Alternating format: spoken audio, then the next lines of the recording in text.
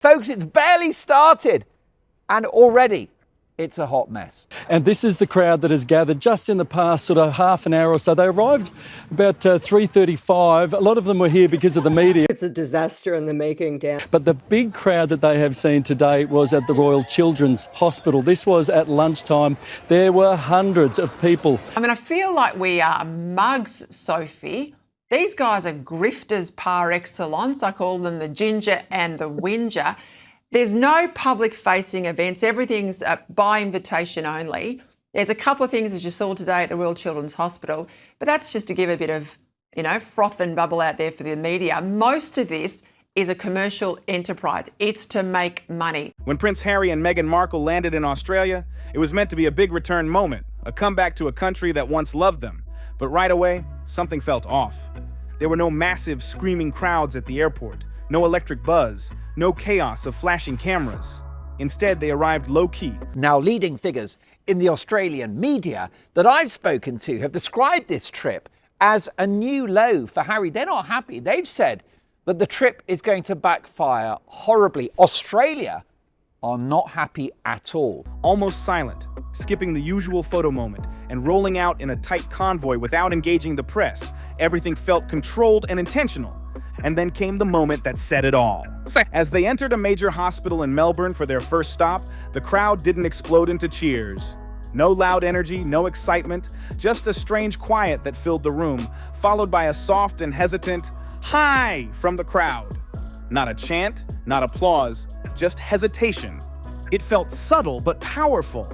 In that moment, you could feel everything shift, like something had clearly changed. This wasn't 2018 anymore. Why did you think you'd stop on your walk today? Well, we're actually just on a quick lunchtime walk. We work around the corner, saw the crowd gathered, asked your video guy what's going on, and it's only so often that you stumble across elite ginger. Back then, they were everywhere. Newly married, full of energy, seen as the future of the monarchy, with crowds flooding streets in Australia, people shouting their names, pure obsession and electric hype. Now the energy is different, quieter, more careful, and for some people, it feels like it's completely faded away. Because this trip isn't just another visit, it's happening after everything. Much more downgraded way of getting here. They arrived here just after 6:30 on a commercial jet. I've never seen anybody look so refreshed getting off a flight from the US. He looked great. Okay. Prince Harry, yeah. What about Meghan? I didn't see her. Stepping away from royal duties in 2020, interviews, fallout, controversy, and rebuilding themselves as independent figures. And that's where the tension really starts. So what exactly are they now? On paper, it looks familiar. Charity stops, hospital visits, meetings with community groups, just like before when they were working royals. But this time, there's a big difference. It's not an official royal tour, and it's not backed by the palace. Yoga, manifestation, sound healing. A girls' weekend like no other. I spoke with quite a few of the passengers who came out into the arrivals area here at Melbourne Airport, and they said that they were really quite gobsmacked to have the Duke and Duchess on board their flight. This is what some of them had to say. But this time, there's a price tag attached that instantly changes the whole vibe. And just like that, the energy of the trip flips. Because now it's not only about what they're doing, but why they're doing it in the first place. Critics are already raising eyebrows, asking if this is still real service, or if it's slowly turning into branding. Is this about helping people, or building a full-on business image? That debate only grows louder the more details come out about the visit.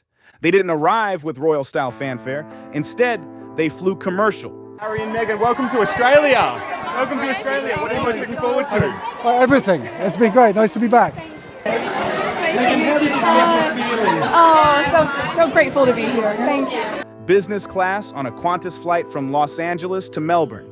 On the surface, it looked intentional, simple, even grounded.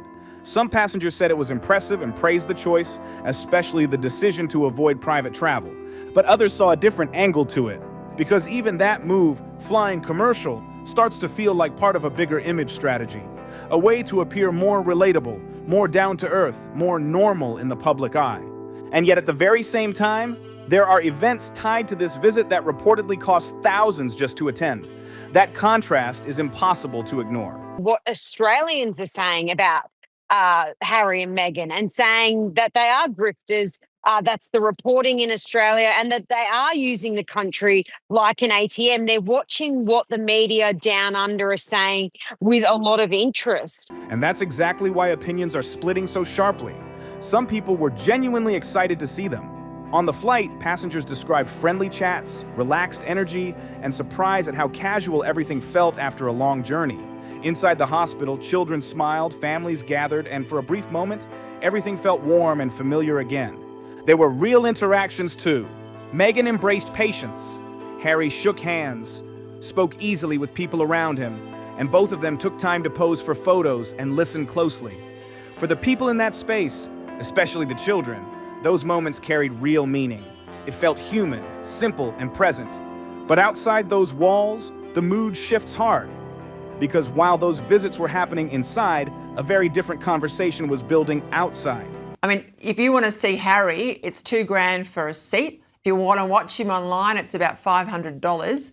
If you go along to this ridiculously named wellness retreat, it's called Her Best Life Retreat with Meghan. It's going to cost you $3,000. I mean, I know what Australians think of it, but how's it going down with the punters in the UK? More and more people are questioning what this visit actually represents. They're no longer active working royals. They stepped away, made that decision clear, and built a different path for themselves. So now people are asking, why does this still resemble an official style tour at all? Why does it look and feel like a royal visit without the official role behind it? That question is everywhere right now, and it gets even more intense when money enters the conversation. Because even though the trip is described as privately funded, reports suggest that some local security-related costs may still involve public resources. That detail has triggered strong backlash online. Australian people are as real as it gets, okay? Sometimes brutally so. They don't take any prisoners, the Australians. They take no nonsense, and they don't like fakes, and they don't like phonies. A petition against public spending tied to their protection has already collected tens of thousands of signatures, adding even more heat to the debate. Tens of thousands. That's not just random noise. That's organized frustration building up fast. And it plugs straight into a bigger story that's been circling around them for years. The idea that Harry and Meghan are trying to keep a royal-level spotlight while fully operating outside the system, that they stepped away from the institution, but still stay connected to the perks and attention that come with it. That this whole trip, the charity stops, the appearances, the curated events, sit somewhere in the middle, not fully royal, not fully celebrity, something blurred, something hard to pin down, a quasi-royal type of tour. There were other people who were saying that they really respected the fact that they weren't obviously burning extra emissions by taking a private jet, and they were showing that they were one of the people. Some of the other passengers said that they were chatting to them about their kids and what they were going to be doing here, and they described them as being incredibly pleasant and very polite. And for critics, that's exactly where the problem kicks in, because it opens up uncomfortable questions fast about authenticity, about intention, about whether this is truly about impact or about staying visible in a world that moves on quickly. And nowhere is that tension more obvious than in the gap between their public image and what's happening around them. Inside a Melbourne hospital, Meghan is seen engaging warmly with patients, offering encouragement and support in emotional moments that shape their public image. It feels personal, it feels real, it feels carefully watched by the public eye. But outside, headlines are going hard on the cost of security, commentators are debating every move, and analysts are openly questioning whether this entire visit is quietly turning into a way to monetize royal association. That word, monetize, keeps coming back again and again. And once it lands, it sticks in people's minds. Because suddenly every moment starts to look different. Every appearance, every interaction, every carefully staged setting, even that quiet high moment inside the hospital starts to feel like a symbol. And also, I think, as is typical with the fake Duchess, a lot of lies. A lot of lies designed to make us think that this is a success rather than the ultimate financial disaster which is coming because of a lack of ticket sales. Not just of a soft crowd reaction, but of shifting public perception overall. Less like untouchable royalty, more like public figures trying to figure out a new identity that doesn't fully fit any label. And the deeper this visit goes, the stronger that question gets. Who are they now? Because whatever the answer is, this trip in Australia might be where things finally become clearer. What started as a quiet arrival only gets more layered as time goes on. Because inside a busy Melbourne hospital, the atmosphere shows one side of the story: calm, emotional, controlled moments between public figures and patients. But outside those walls, a completely different narrative is forming in real time. Inside, it looked like compassion and connection. Harry moved through the crowd with ease, stopping often to talk with patients, crouching down to their level. They want those good headlines. We know Harry is in court with his former charity centre Barley. This is a PR exercise to try and repair their very badly damaged reputation. Asking about their care, their lives, their journeys through treatment. There was something natural in the way he moved, like muscle memory from years inside the royal system. Someone who clearly understood these kinds of environments and how to connect in them. He looked comfortable, like he still knew this world. Someone familiar with these spaces. Someone who knew how to speak without forcing it, how to listen without rushing. Meghan, on the other hand, leaned fully into the emotional side of the visit. She didn't just wave or smile from a distance. She hugged children tightly, held their hands, and spoke softly with words of encouragement, telling them to stay strong and keep pushing forward. We do know that taxpayers are paying for their very hefty security costs. At one point, a young patient handed Harry flowers, and another said Meghan told her to keep being brave. Moments like these stick in people's minds because they feel real, simple, and deeply human. The kind of moments that are hard for anyone to dismiss, and yet, the criticism didn't fade away. Because the deeper this visit went, the harder it became to separate those emotional moments from everything happening around them. The picture was getting more complicated by the minute. After leaving the hospital, Meghan Markle didn't step back into privacy or quiet time. Instead, she moved straight into another carefully chosen setting, a women's shelter in Melbourne supporting people facing homelessness and difficult life situations. There, she wore an apron and got to work serving food, moving through the kitchen, cooking, smiling, and blending into the environment like she belonged there naturally. It was active, hands-on, and visually powerful. And you know, when you work in the media, you watch someone's camera awareness. I think Harry's there at the hospital genuinely in the moment. She knows exactly where the camera is. I mean, she is an actress. She's working the angles. It's all fake smiles. You can read it, can't you? On the surface, it hit hard emotionally. A former royal figure inside a shelter kitchen, preparing meals for vulnerable women, sends a strong message of service, connection, and care for real-world struggles. It creates a clear and emotional image that people can instantly understand and react to. But there's another layer to it that people keep pointing out, because while she was working in that kitchen, she was also wearing a designer outfit valued at over $1,000. So the message becomes more complex. On one side, she appears grounded and relatable. On the other, she's still tied to luxury fashion and high-end branding. That contrast is impossible to ignore. And that tension between accessibility and privilege keeps growing louder in the conversation. So if you think the Australians are excited about the trip, think again, right? It's not happening. It's not just about what they're doing. It's about how every detail is being read, analyzed, and interpreted by the public. Every moment is being pulled apart from multiple angles. Because at the exact same time these images are spreading, Meghan working in a kitchen, Harry interacting warmly with children, another layer of reality is unfolding just a short distance away. A reality where access isn't just about presence, it's about payment. Tickets being sold, prices reaching into the thousands, not just for entry, but for proximity, experience, and exclusive access. The upcoming wellness retreat in Sydney isn't just a casual get-together. It's being pushed as a luxury, high-end escape built around exclusivity and access. It's designed as a curated experience centered heavily on Meghan herself. And as the couple touch down in one of the most beautiful countries in the world, they arrive in a land where they're not wanted, where there is a petition to prevent their visit. And with locals furious that they'll have to shoulder some of the cost of the couple's security. Where attendees are expected to pay thousands just to be part of it. For yoga sessions, guided manifestation, sound healing practices, and something even less tangible but highly marketed, closeness to the brand. And that word is doing a lot of heavy lifting right now, brand. Because what's unfolding in Australia doesn't really resemble a traditional public visit anymore. It feels more structured, more planned, more strategically designed from top to bottom. There's a sense that every stop, every appearance, every event is part of a wider system that blends visibility with commercial intent. It doesn't just feel like presence, it feels like production. Even Prince Harry's role in this visit fits into that same evolving pattern. He's not appearing in any official royal capacity. That chapter is behind him. Instead, he's positioned as a speaker and advocate, stepping into conversations around mental health and workplace well-being. On paper, it aligns with issues he has spoken about for years, and at first glance, it makes complete sense.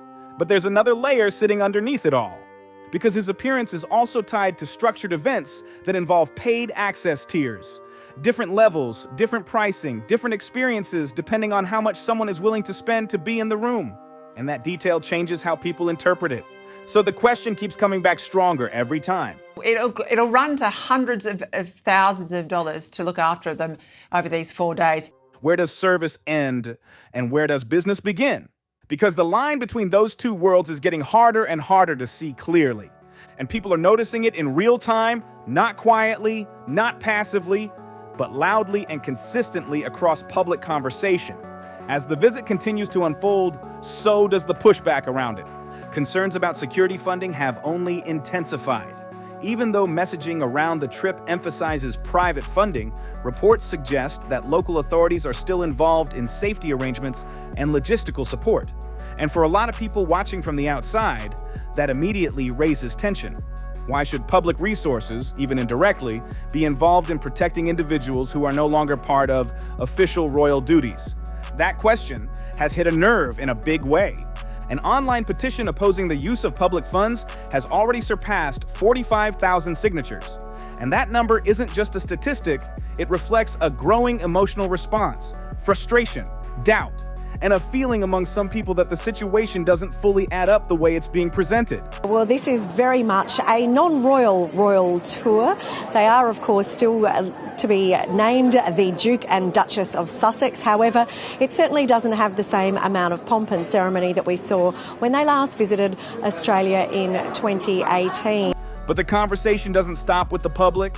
It's also spilling into media analysis and expert commentary. Commentators, analysts, and royal watchers are becoming more direct in how they frame the situation. Some are openly suggesting that this entire visit represents a shift in strategy for Harry and Meghan's post-royal life, one that leans less toward traditional service and more toward monetization-driven visibility. Not hinted, not softened, but said outright in some discussions. The idea being debated is simple but powerful, that they are leveraging the very identity they once stepped away from, their royal association. Because even without formal roles or official duties, that connection still carries weight in the public imagination. It still opens doors, it still draws attention, it still fills seats and drives interest. And that's where things get complicated fast. Because in Australia, that dynamic is playing out in real time, almost in plain sight. Every appearance, every speech, every carefully structured event seems to sit somewhere between public service and commercial opportunity. And that overlap is exactly what fuels debate around them. Because even without saying it directly, the system around these events still benefits from recognition, status, and attention tied to their past roles. And that connection is hard to separate cleanly once it's in motion. And in Australia right now, that tension is everywhere. From the hospital stop to the women's shelter, from the mental health summit to the luxury retreat. So if Harry and Meghan's trip to Australia was a dream in 2018, then in 2026, it's a horrible nightmare with controversy, anger, and recriminations around the visit. Everything starts to feel connected in one big chain of moments. Every appearance doesn't stand alone anymore. It feeds into a larger story that's being shaped in real time, right in front of the public eye. An image of relevance, an image of purpose, but also an image of opportunity. And maybe that's exactly why reactions are split right down the middle. Because for some people, they're still doing real, meaningful work. They're showing up, meeting people face to face, using their platform to highlight causes that matter, and creating moments that feel personal and impactful in the moment. But for others, it hits completely different. It feels staged. It feels curated. It feels like every moment is arranged not only to help, but also to be seen helping, filmed helping, remembered helping. And that's where the tension really kicks in. In today's media world where perception moves faster than truth, that difference becomes everything. Because authenticity is no longer just assumed, it's questioned nonstop. And nowhere is that more obvious than in the small, subtle details people pick up on.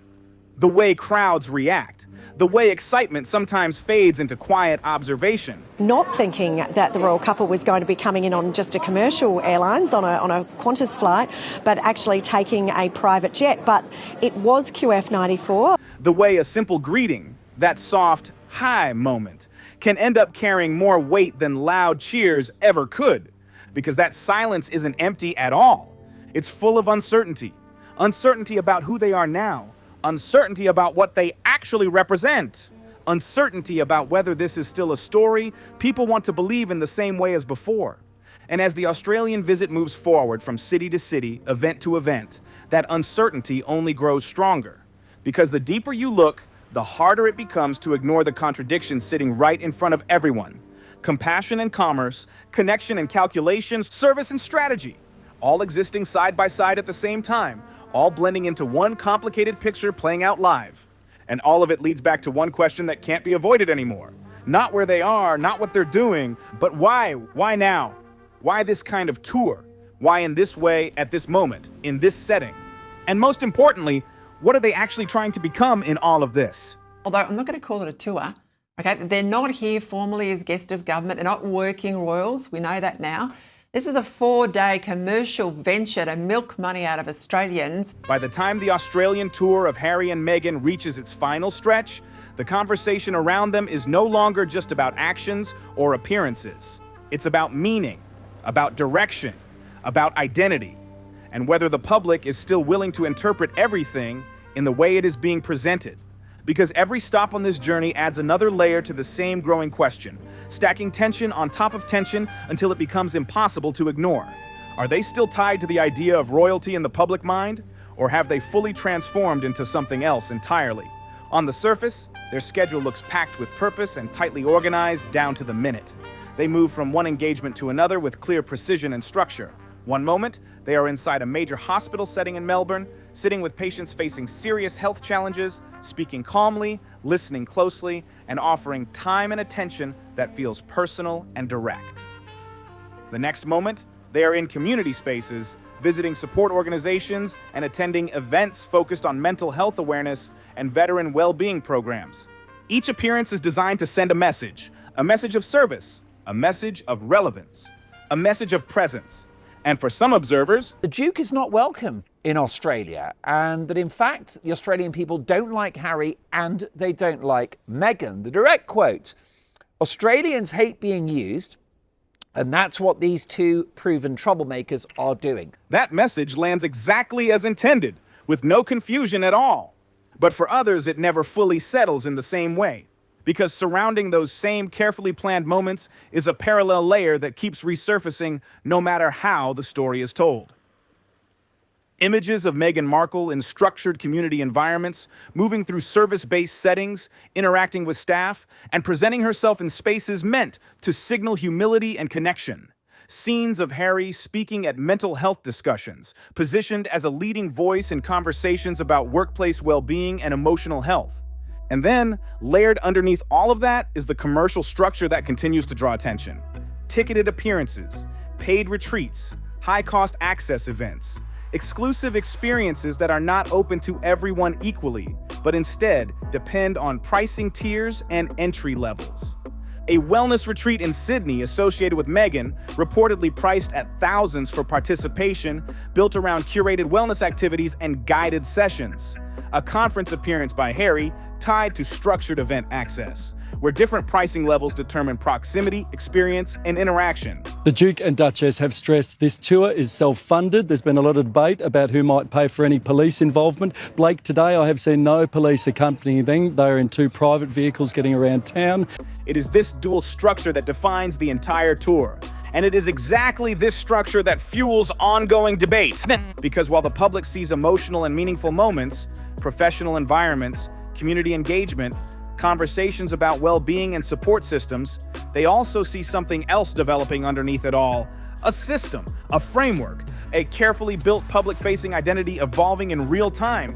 And that is where the tension becomes impossible to ignore. Because when everything is stripped back and examined closely, the question is no longer simply whether positive work is being done. It becomes something more complex than that. It becomes a question of separation, whether those visible moments exist entirely on their own, or whether they are connected to a larger coordinated structure behind the scenes. Something strategic, something intentional, something tied to financial opportunity. Critics have not been quiet about this interpretation.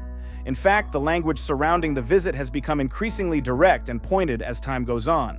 Terms like quasi-royal tour are being used more frequently in commentary, along with arguments that former royal status is still being leveraged as a form of global influence, even outside official duties. And it's Harry who has sparked outrage in particular, with a tour which is considered cynical, dishonest and insulting to Australians, as Harry and Meghan head to the New World to revive their flagging fortunes and to revive their flagging reputation. Some commentators suggest that this influence naturally translates into large-scale commercial potential, whether through speaking engagements, branded wellness events, or curated public experiences. And that is where the controversy continues to build, because even without formal roles or official positions, the association with their past public identity still carries weight. It still attracts attention. It still draws audiences. It still fills events.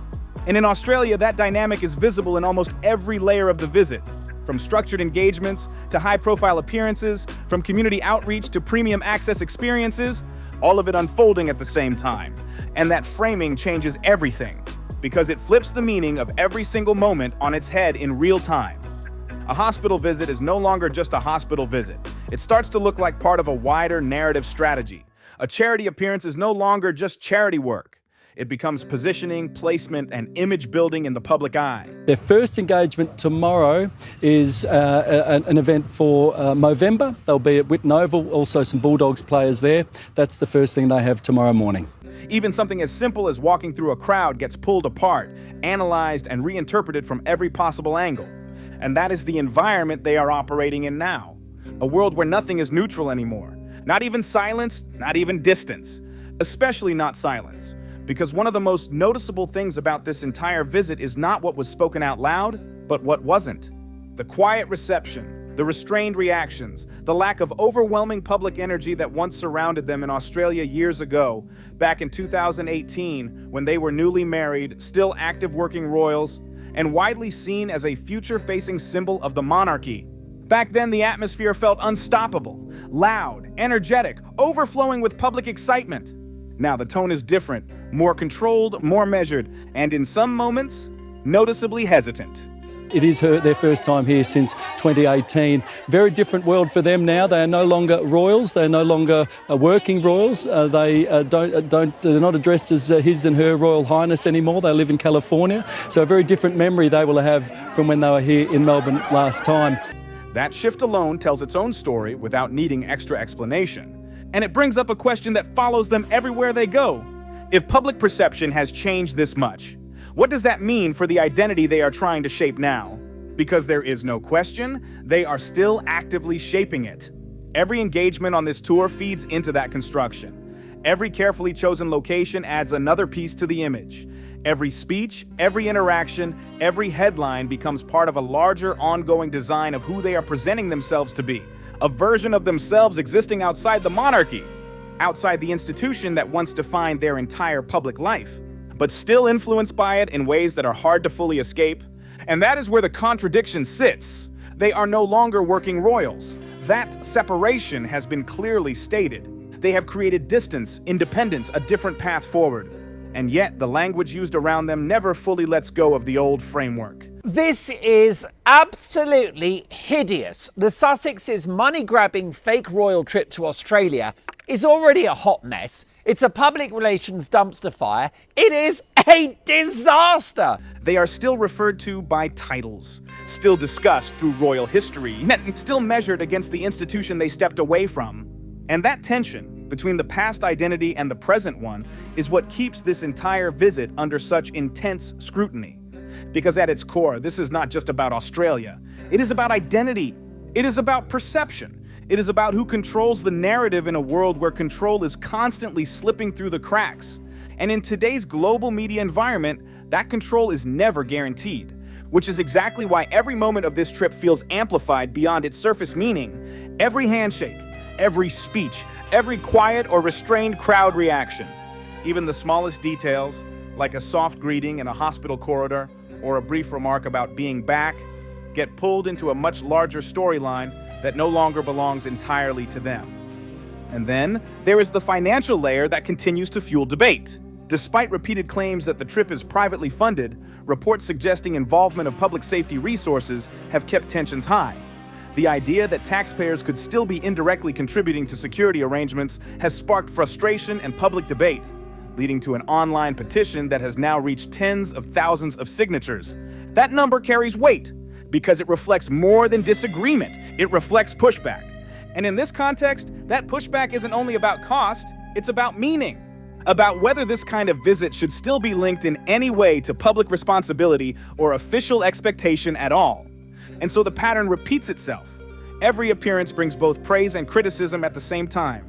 Every emotional moment is immediately met with skepticism. So every attempt at connection is followed by questions about motive. And underneath all of it, one uncertainty continues to grow louder. Are Harry and Meghan still part of a story the public believes in? Or are they now simply performing a version of one that once defined them? Because as the Australian tour reaches its final stages, there is no clean resolution waiting at the end. No single moment that ties everything together. No clear answer that settles the debate once and for all. Only the realization that the space they now occupy is far more complicated than before. Not fully royal, not fully celebrity. Something in between, still forming, still contested, still being interpreted in real time.